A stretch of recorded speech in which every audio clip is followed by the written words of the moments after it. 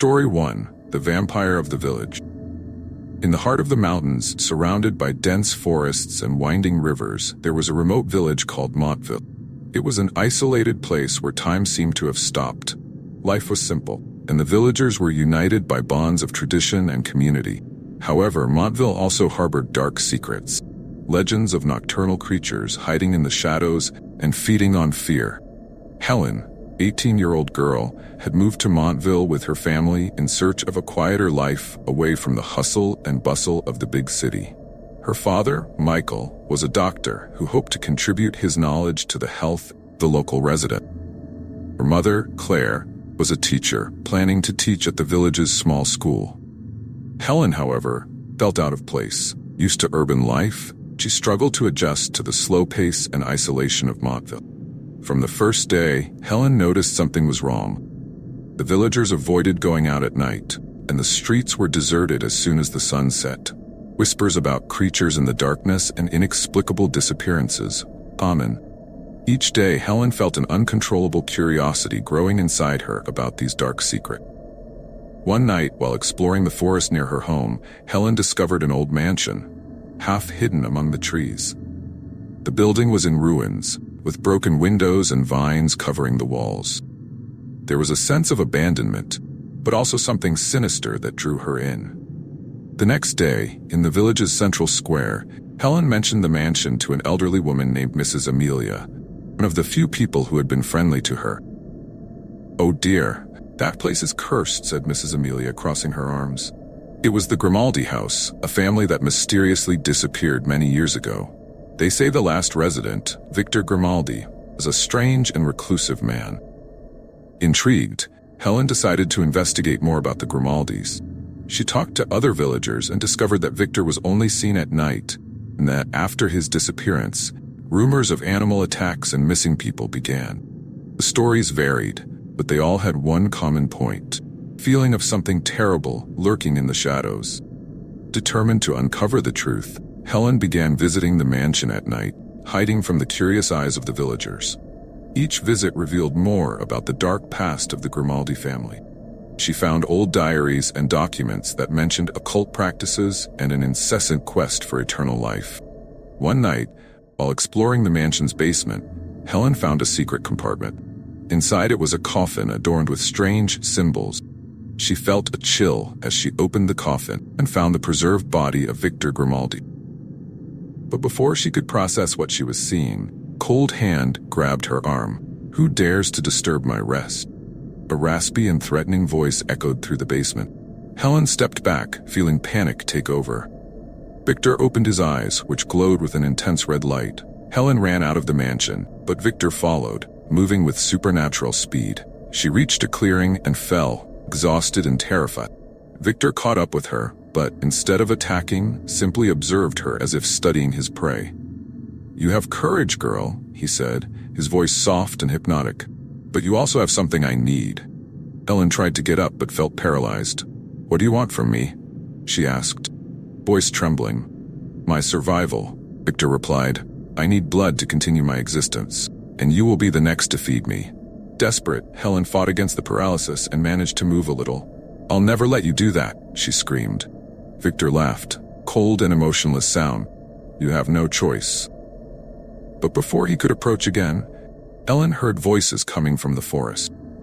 It was her parents, who had noticed her absence and were looking for her. Victor stepped back, his eyes still fixed on her. "We'll meet again, Helen," he promised before disappearing into the shadows. Helen ran into her parents' arms, sobbing in fear and relief. Upon reaching home, she told them what had happened.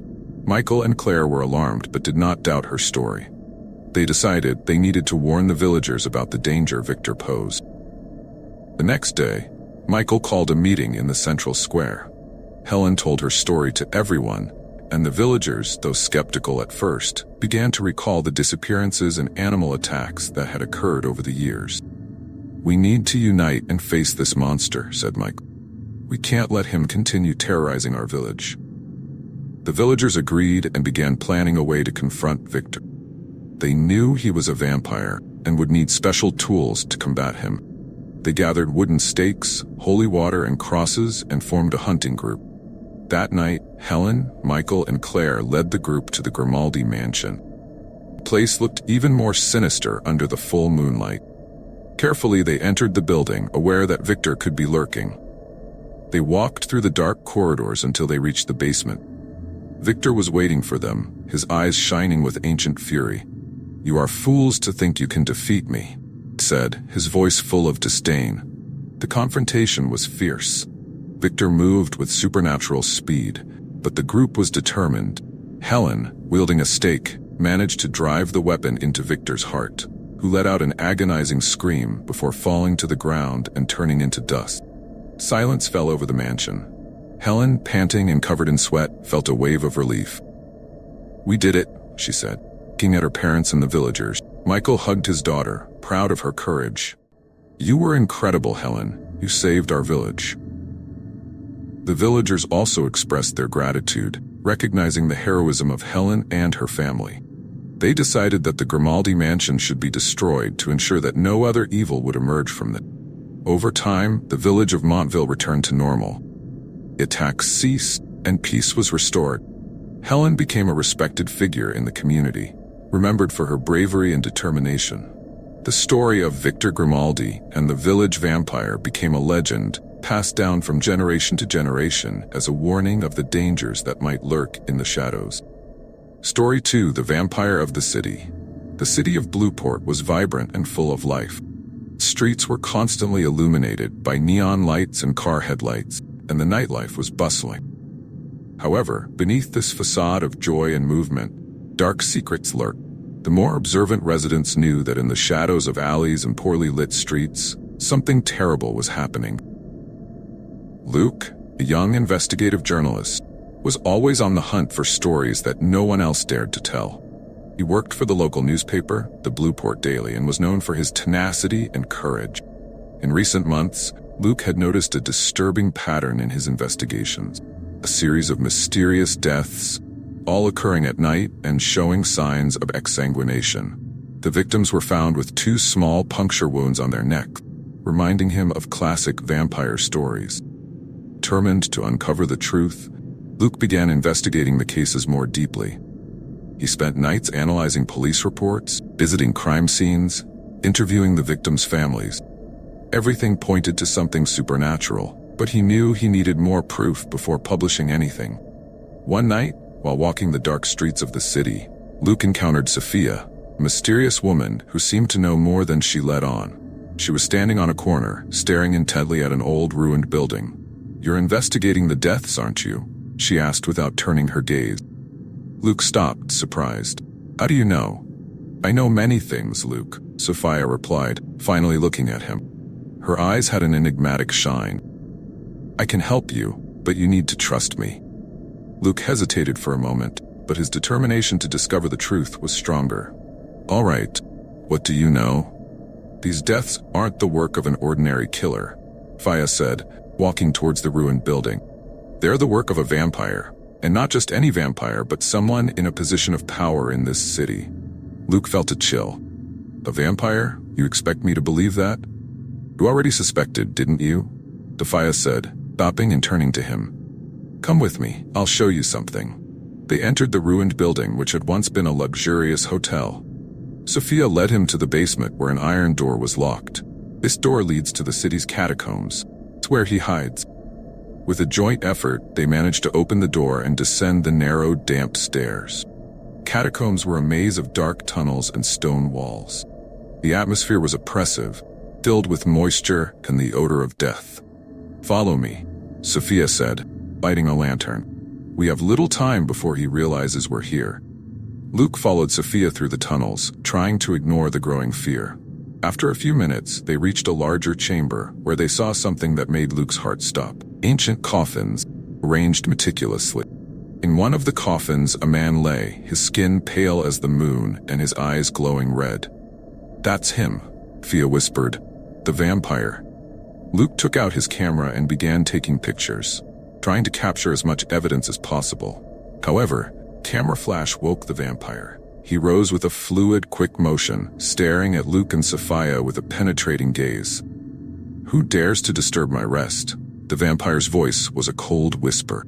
"I am Luke, journalist for the Blueport Daily, and I'm here to expose the truth about you," Luke said, trying to keep his voice steady. Vampire smiled, revealing sharp fangs. "You're brave, Luke. Courage won't save you." Before the vampire could attack, Sophia threw a vial of holy water at him. The vampire screamed in pain as the holy water burned his skin. "Let's go, Luke. We need to get out of here," she shouted. Luke and Sophia ran through the tunnels, with the vampire in pursuit. The vampire's furious screams echoed through the catacombs, and Luke knew they needed to find an exit quickly. They followed a narrow path that led to a hidden exit, but before reaching the surface, the vampire appeared before them, blocking the way. "Do you think you can escape me?" the vampire said, his voice full of venom. "You made a mistake coming here." Sophia, with renewed courage, advanced against the vampire with a wooden stake she had brought. "You won't hurt anyone else," she shouted. The confrontation was intense. The vampire fought with supernatural strength. Sophia and Luke were determined. Luke took a silver cross from his pocket and pressed it against the vampire, who recoiled, screaming. Taking the opportunity, Sophia drove the stake into the vampire's heart. The vampire let out an agonizing scream before falling to the ground and turning into dust. Silence fell over the catacombs. Luke and Sophia stood still for a moment, panting and incredulous. "We did it," Luke said, still trying to process what had happened. Sophia nodded, her eyes still shining with determination. "Yes, we did. There are more like him. We need to be vigilant." Luke took a few more photos of the scene, documenting the vampire's defeat. "This will be tomorrow's headline," he said, a tired smile. As they exited the catacombs and returned to the city, Luke felt a mix of relief and unease. He knew the battle against the vampires was far from over, but at least they had taken an important step in the fight against the darkness plaguing Blueport. The next day, the headline of the Blueport Daily caused a great impact. "City Vampire Defeated. The Truth Revealed," read the front page, with photos and details of the investigation. Luke was hailed for his courage and determination, but he also knew he needed to continue investigating and protecting the city. Sophia, in turn, became a valuable ally. Together, they formed a team of vampire hunters, ready to face any supernatural threat that might arise. The city of Blueport was finally aware of the danger in the shadows and began taking measures to protect itself. The story of the city vampire became an urban legend, constant reminder of the hidden dangers that might lurk even in the brightest places. Luke continued his work as a journalist, but now with a new mission: protect the city and its residents from the creatures of the night. Story 3. The Ancient Vampire. Deep in Eastern Europe, where ancient castles and legends of supernatural creatures intertwine, there was a ruined castle that inspired equal parts fear and fascination. Scariest Castle, an imposing and decaying structure, was known to harbor a dark secret, the legend of an ancient vampire who slept in its catacombs' depths. Andrew, an archaeologist obsessed with ancient mysteries, had spent years studying stories about vampires and creatures of the night. He believed that Scariest Castle hid a legendary artifact associated with an ancient vampire named Vladislav, known for his cruelty and relentless pursuit of power.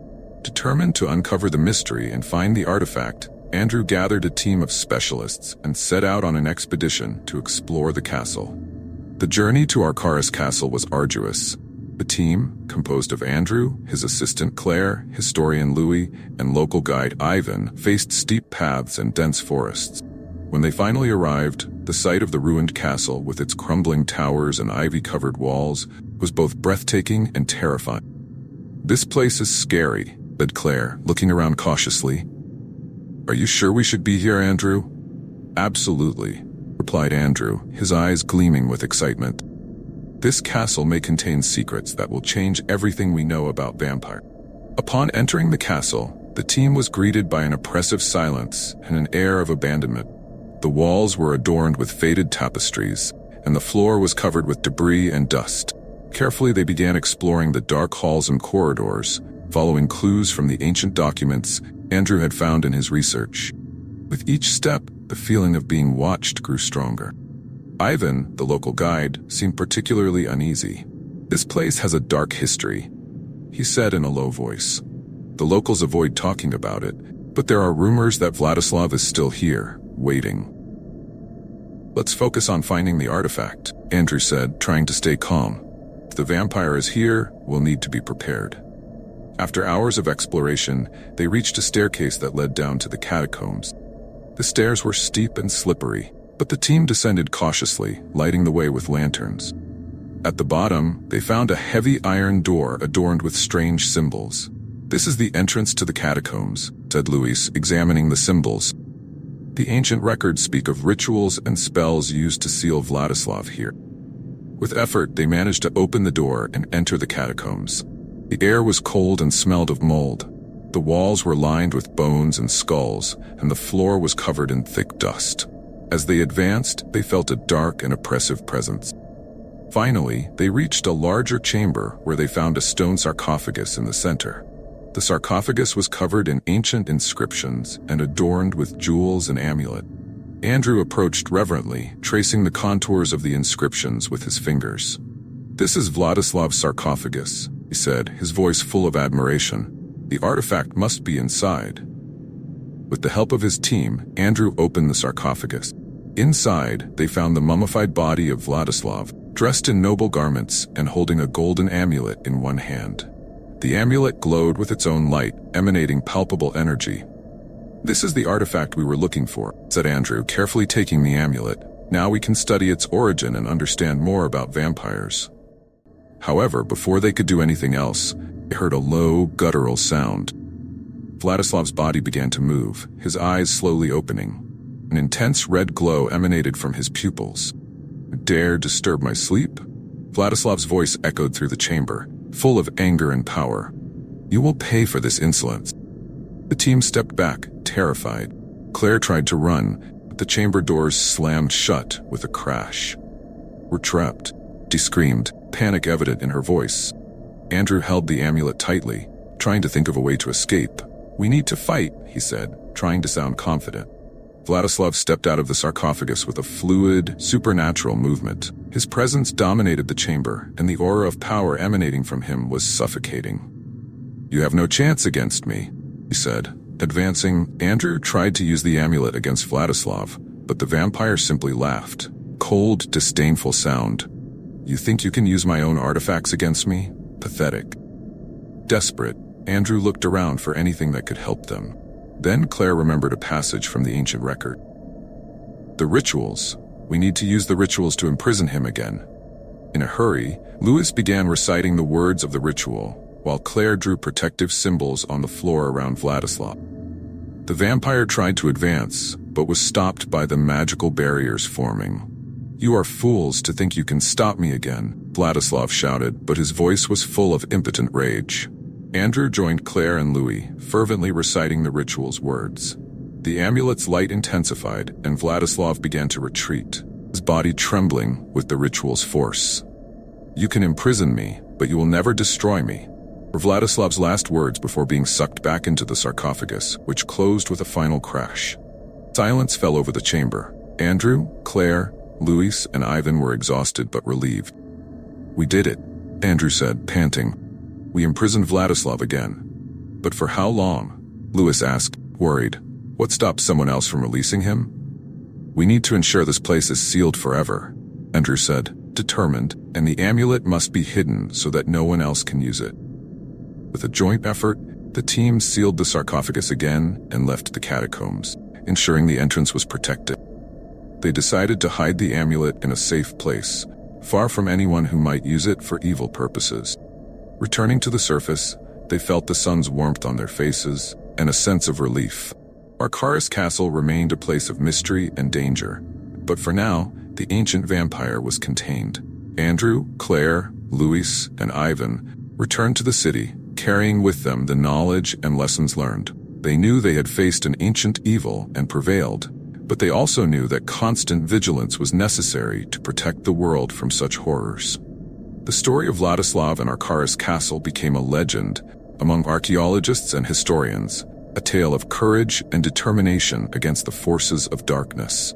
Andrew continued his research, but with a new understanding and respect for the power of vampires and the dark legacy they left behind.